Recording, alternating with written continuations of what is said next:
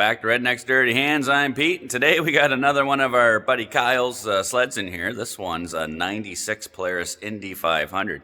Needs a few little things checked out on it. It does run and drive, but the brakes, there's zero brake on the lever there, and I think needs a carb clean. So he was going out ice drinking, ice fishing. So I told him I'd have a peekaboo at this thing and see if we can get her back up and going for him. So let's get going.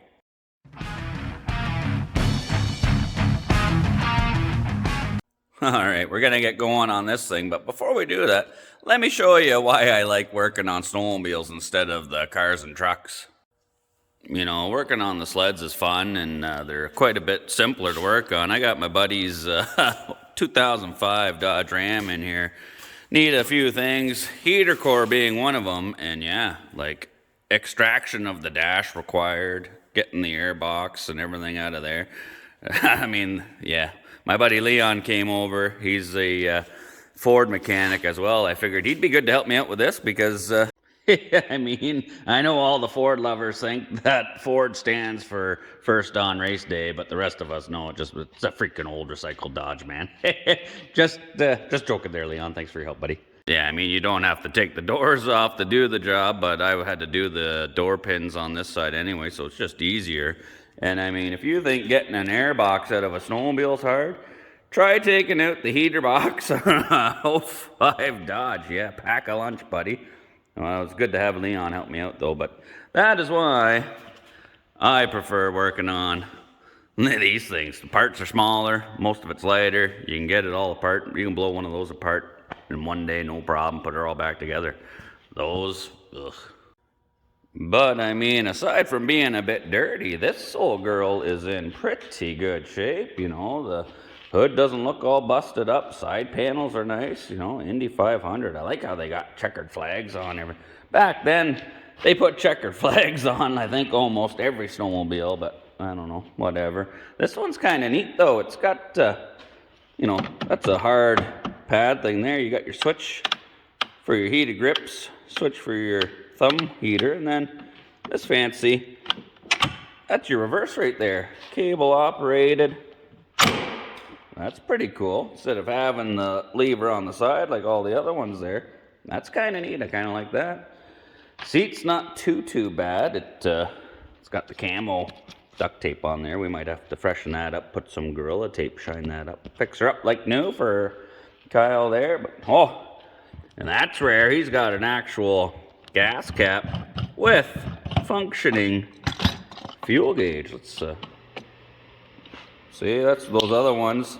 These pins fall out, and then your gauge thing there, you just end up with a hole, and then the plastic thing falls out of there, and you get all kinds of water down. It's amazing to see one in good shape. Let's have a sniff on the gas here. Oh, smells fresh. No flaps, like mint condition. Tail light's good. Even the back of the seat, these things aren't busted off that hold the flap down. This thing's a pretty good survivor. I like it. Indy 500. Nice. Let's see what's in the hood. Oh. Well, she's pretty clean under here. Few little signs of some pine needles and whatnot, but nowhere near what his ZRT 600 looked like under there, so that's a bonus. But yeah, looks complete. That's probably not good, having that's the overflow fuel or vent or whatever sticking in. The belt is right there. That's not a good idea. We'll relocate that. We're gonna pull those carburetors out and give them a cleaning anyway, and then we'll check the clutches. And apparently no brakes. He says he filled it up a while ago and it all leaked out somewhere, so we'll have to check the line going down, check the caliper, and then see if we can find out what's going on with that. These side panels, they come up pretty high, but they come off almost like the old Yamaha phasers. You just take these hold downs for where your hood strap goes, and then there's a couple more screws or bolts at the bottom, and then another one up over there, and then the whole side panel, just pull her off. Just like so. I mean, the old phasers, you just undid 2 bolts and then the side panel would pivot right down, or then you could slide it off. But yeah, this gives you full access. At least now we can see down in where the caliper and the brake is. Maybe we'll find an idea what the heck is going on, what's leaking, but at least we can see everything now. Same with the other side for the clutches. We'll just pull this guy out. I already took all the other screws out of there, so pull this side cover off. We'll have a peekaboo at the clutches. All right, pull the belt guard up. Let's take a look. Well, right off the bat, the belt deflection sitting up just a little bit on the secondary, which is what you want. Doesn't seem too loose. It might actually be a little bit on the tight side. We'll see, but we'll check that out once we get her up and running. It does seem like it might be a little bit tight, getting a little bit of a squeal out of her. This air box doesn't look too bad to get out. It's just got a Phillips head screw. It's already basically almost falling out right now. It's got another one on the other side over by the rad cap there, and then I guess we'll probably just leave the fuel pump attached to it, and then we'll pull the fuel lines off. Just remember, take a picture of it or something so you know where those fuel lines came off, put them back on in the right spot, and then yeah, we'll just yank that air box out, get those carbs out, clean them up, and then that'll be that. It's already running, so we just got to make sure there's no crud in them. Here's that cable operated reverse. I think that, you know, that's huge weight savings from like the old Arctica, like my T-Cat and all that. Originally it had a big heavy metal rod and a bracket that bolted on. So I mean, just running the cable, tiny little bracket to hold it on, that's a pretty good weight savings for the reverse system. And that's a pretty simple system. All you got to do is lift her up, pop her down. So nice one. But we do gotta take a look and see if we can find out where the leak is coming from here. All right, those electrical connectors there, that's a brake switch threaded into the caliper there. And I filled up the master cylinder. I know it's a bit hard to see, but every time I pump the brakes, you can see that moving, and it's actually squirting fluid right through the switch. So that is no bueno. Now, to say that that brake switch is in a tight spot is a huge understatement. So yeah, I'm gonna have to see what we can do to try and get that out without, I don't really want to strip too much apart on this thing. So that brake switch setup, I've never seen anything like that on a snowmobile or anything else really for that matter. So I just went on the old interwebs on Amazon and found something that looks pretty darn close to what that looks like. I haven't got it out yet, but I mean, looks like it's got the same thread pitch, pipe thread on that side. It's got the 2 terminals, so we'll see if we can finagle that one out of there and sneak this guy in there. And yeah, we should have no more leaks on the brakes. That'll be a bonus. The other airbox screw is hiding under the fuel valve here, and I'm not sure what the deal is, but like I can just go in there and spin them right by hand, so that's kind of handy. And I mean, you can see that one's already basically ready to fall out anyway. So maybe Kyle was already in here, I don't know. Or, you know, maybe Polaris, they just vibrate enough. These things want to fall out on their own. Got both screws out there, so now I'll just pull all the fuel lines off. Picked up some new pliers from my Mac supplier there, Claude Frank, just north Mac Tools. Thanks, buddy. If you guys need some tools, look them up. Oh yeah, they work beauty, buddy. Beauty. Nice one. Before we pull them off, if you're not sure, you know, which line goes where, take a picture of it or draw a little diagram. But I mean, on these old pumps, a lot of the times they're marked, but I mean, the diaphragm style, the raised side, you know, going in where the main plate is for the diaphragm, that's always going to be your crank reference. And then you got your main fuel coming into the body of it. And then you, because this is a twin carb, you got one outlet going to one carb, the other outlet going to the other carb. So Pretty straightforward, but like I said, take a picture or make a diagram just in case so you don't hook them up wrong. And then those other pliers were good for doing the spring clamps, but be handy to grab yourself a pair of these hose pliers. They got the hook, the rounded edge, perfect for grabbing the ends. You can grab the fuel line there, give her a bit of a twist, just like so, and then just pull it right off. You don't wreck the hose or nothing. These little overflow tubes, they do go to the air box, so we'll have to pull them off. There's one there, one down in there, and then I think that's everything that's connected to that. Now, I don't know if we're going to be able to sneak it out with the throttle cable and the oil pump cable there.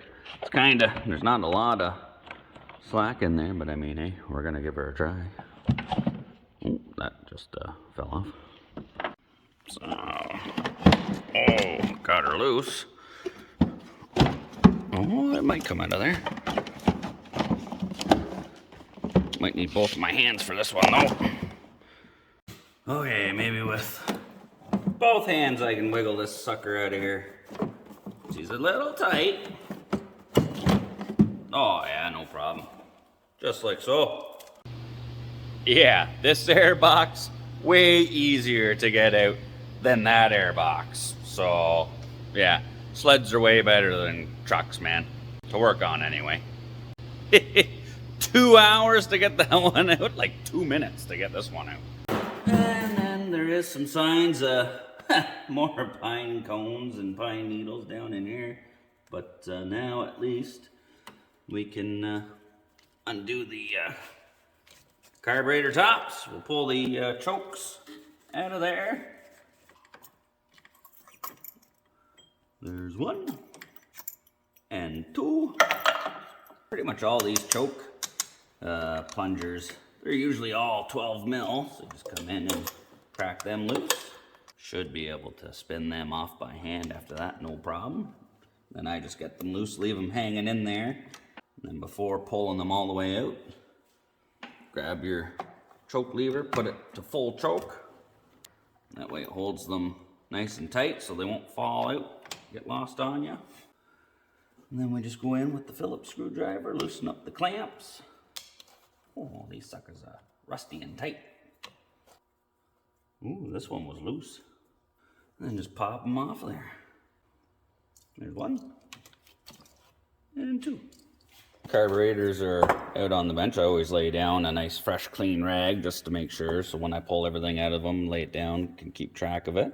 But as always, you know, got the Clean Flow brake clean this time. Can't get the Mopar stuff anymore, but or not yet anyway, it's on back order. So I always have a can of this stuff with the straw on there so we can get in at the jets and blow that out.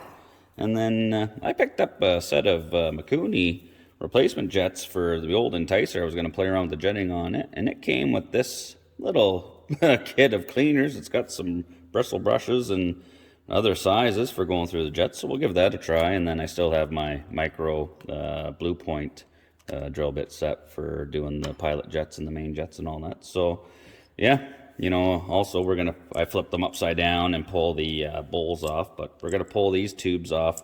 You know, water and sediment and all that crap will settle in there, fill that right up, so you want to make sure you take them off too and give them a cleaning out. So yeah, let's get them clean. First things first, pull this little tube off. Looks pretty clean so far. Oh, this guy's moving around on me. Want to make sure she's clamped tight.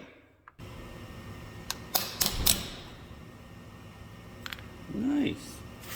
This carburetor's looking pretty clean already, but we'll give her going over anyway. I got the 6 mil on my 1/4 inch driver, pull the main jet out of there. Then I got my custom Mastercraft flat screwdriver I ground down for fitting in for the pilot jet. And then for the pin on the towers, I like using the little automatic center punch there. That way you don't put too much force on these guys, but it works good. You just give her a click and it just works that pin right out of there. Just like so. I like just giving her a little bit of brake clean through. One telltale sign before you even take the pilot jet out, if you think you got one that's plugged up, just spray a little bit of brake clean or gas or carb cleaner, whatever you got.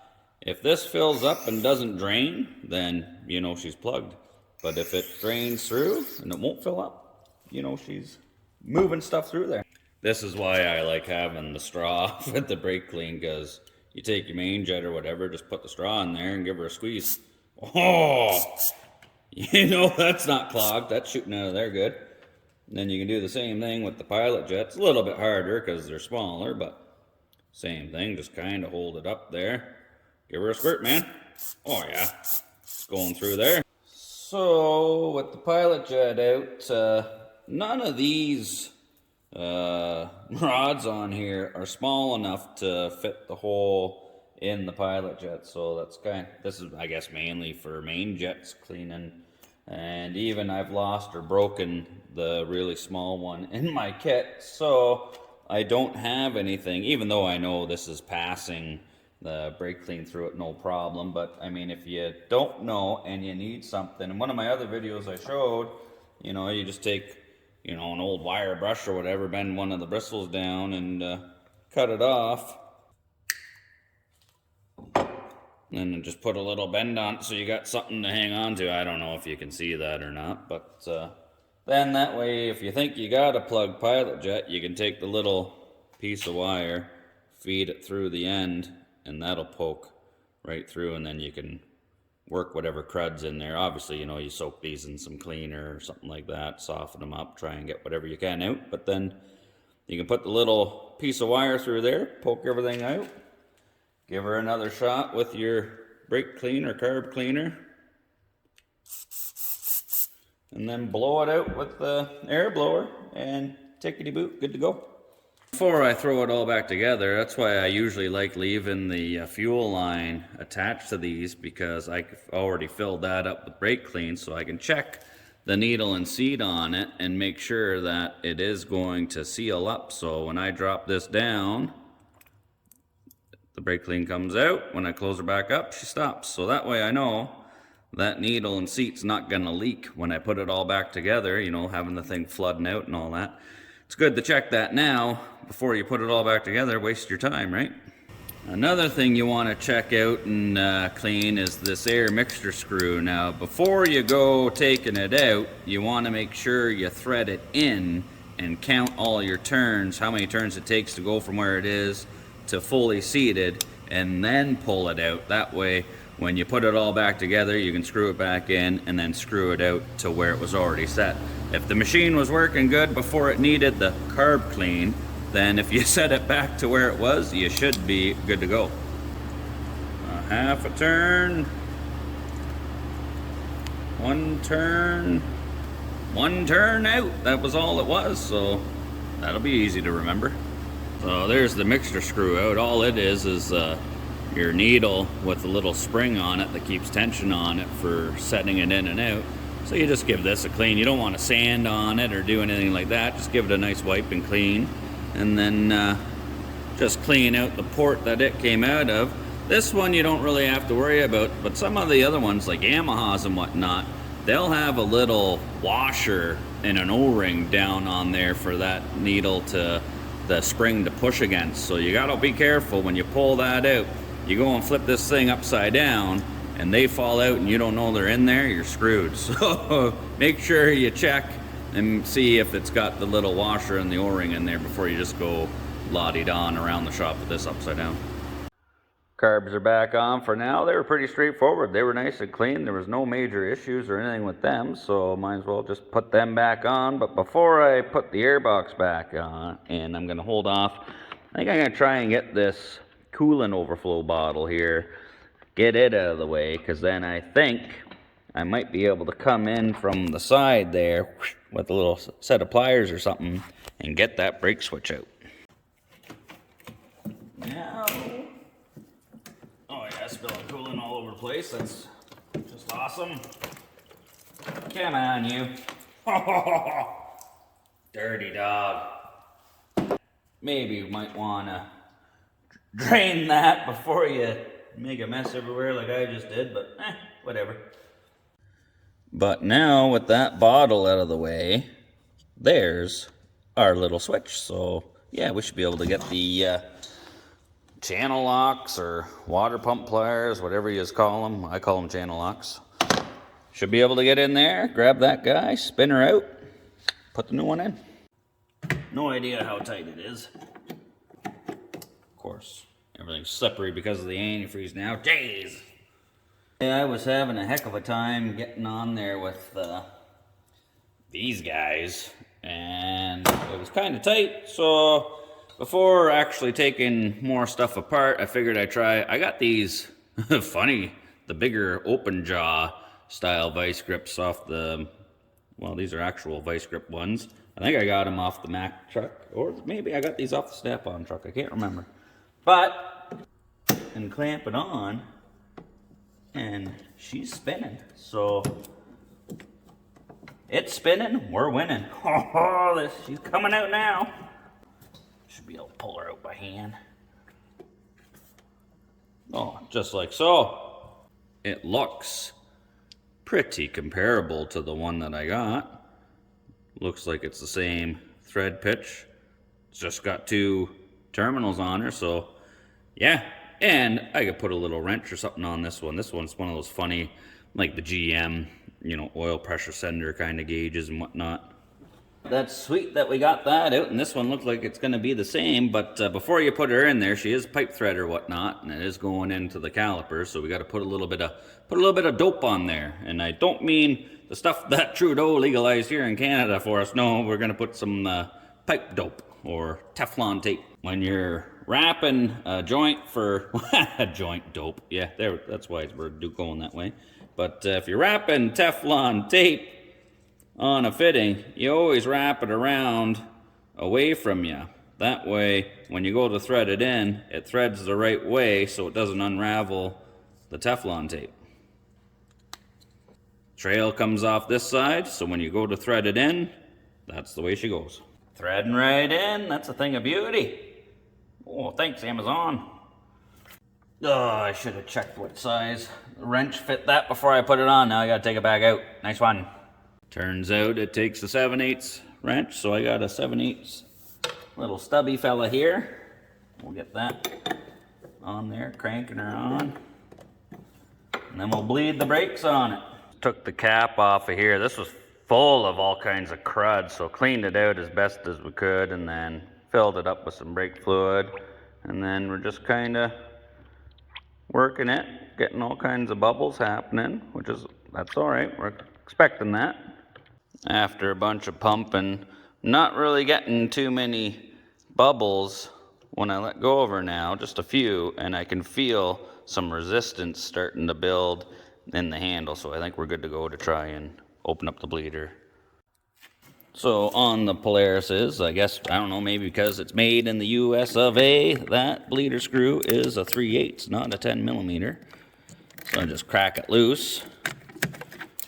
Fluid's gonna, you can see some bubbles coming, working its way out of there.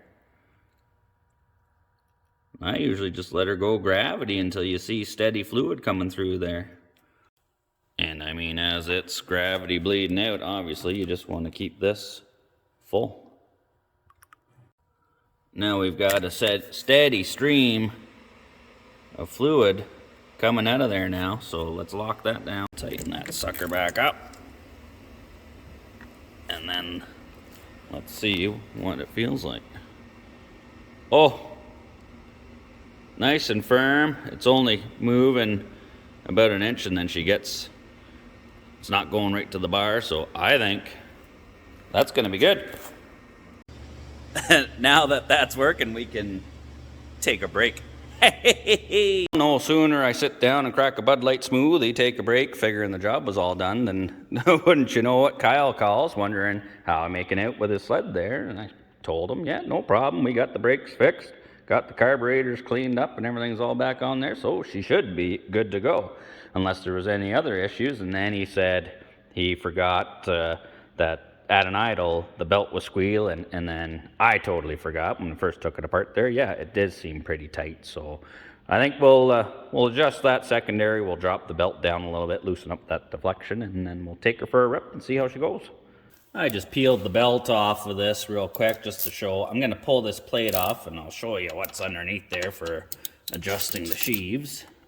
So now that they're out, this is the plate that's on there. You can see it's slotted where all the bolts go, and then there's these areas here that are concaved on the inside, and they fit. There's 3 of these little pins that go in the face of it, and these stick out. They go into those concaved areas, so when you just loosen these off, you rotate this, and that'll push those pins, which push the back sheave in, and that's what adjusts your belt. So there, so I haven't tightened these right up. I left them just a little loose so we can still rotate this. I've got it shifted all the way back, so this will be as tight as it is. So right now the belt would be sitting as high as it possibly can. Now I just went and flipped the belt inside out. Now the only reason I flip it inside out is so I can just stick it on top of the clutch, wedge the belt underneath the plastic there. That's holding it in the clutch, and you can see right now that is like 1/4 of an inch or more sticking up above that. So we'll take the big channel locks, give that a spin, and then that's dropping right down. I'm gonna go to the full max, because if he said it was squealing, then we'll set it to full max, tighten this up, take it for a drive, make sure everything's okay, lock these guys down, just like so, tickety-boo. Before, the belt was sticking up a fair bit. Now, with it all the way maxed out, pushing that sheave back, if I push the belt in there, it's sitting basically flush. So we'll try it. We may have to adjust it 1 or 2 more times. We'll take it for a drive and see. As long as this thing's hitting the RPM, it should, and it's shifting okay, but we don't want it squealing and driving off when you fire it up either. So we'll find the happy medium, but hopefully putting it to the max should be enough to stop the squeal anyway. I'm gonna try and flame it up. The carburetors are empty. I haven't put anything in them, no brake clean, fuel, none of that. So it's probably gonna take a few tugs, but we'll see if she sparks up. Put the choke on. Pull it.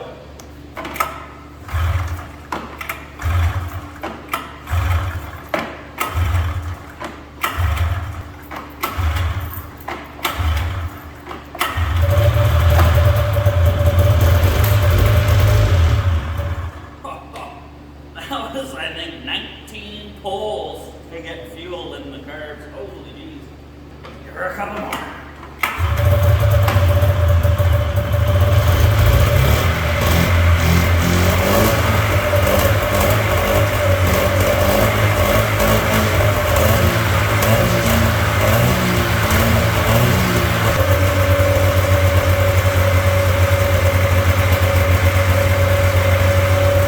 19 tugs to get her to spit and sputter, and then another one for good measure to get her to idle. I mean, that's a lot of tugging. I was told you shouldn't tug them that much. You could go blind.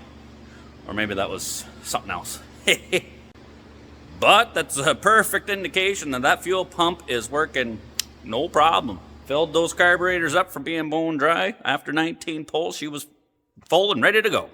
And I mean, it should be at the point now where you just, boop, ignition. Come on, Betsy. Oh, yeah. And Polaris, state-of-the-art technology. Look at that. And they work. I can't believe that. That's pretty cool. Nice one. I was gonna take this sweetie for a test ride, but I was sitting down having another Bud Light smoothie with my buddy Leon, and he was looking at it, and he was saying, that thing's got the extra 10 suspension. Looks like it's sitting awfully low.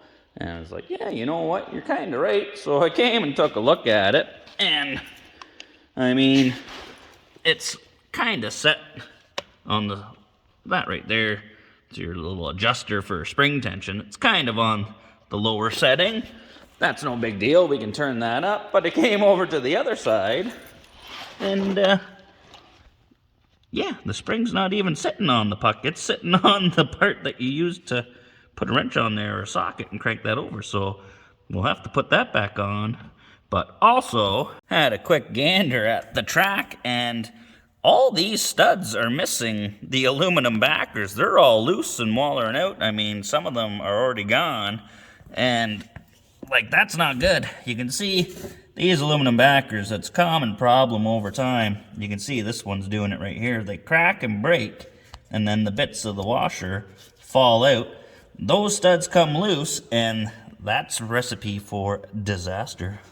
And those loose studs, those are like the natural predator to heat exchangers on snowmobiles. Not only do they tear your track to shreds, but they get wedged up in there, poke holes in your heat exchanger, and then you bleed out all your coolant out on the trail, which kills your motor, and that's no good. That sucks, man. So we're going to have to lift this up and cut all those studs out of there.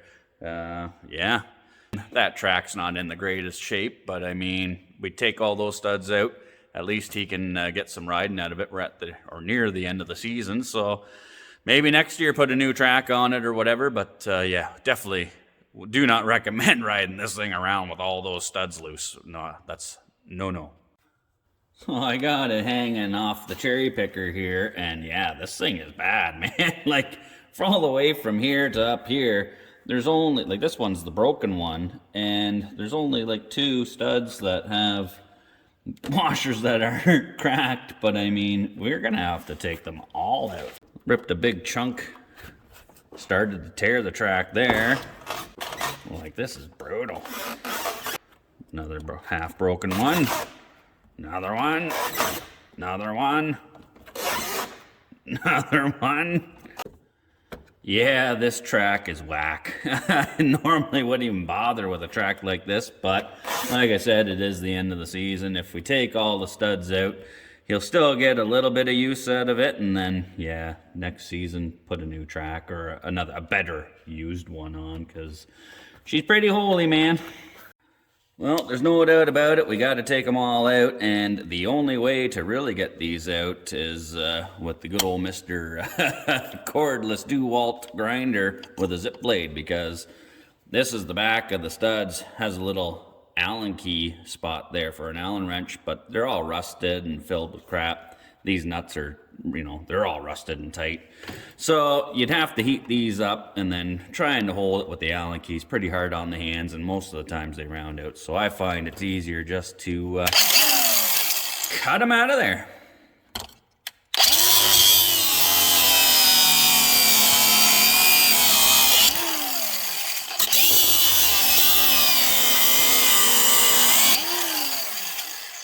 Just like so. You just pop them up to the top. Pull them out like that. What was there, 96 in here? 94 to go. Might have to wait for Connor to show up to do these. That's a perfect job for a co-op kid. Well, that was a bit of a chore, but all the studs are out of there, so she's just a rubber tracker now. So I think we're ready to go for a spin after a quick little break. Well, just gonna sit down and have a cup of coffee, and Buddy Scooter brings us the Krispy Kremes there, and have a donut. Oh, no, donuts. Connor, did you eat all the donuts? Maybe. Son of a gun. What am I gonna do? I want a donut.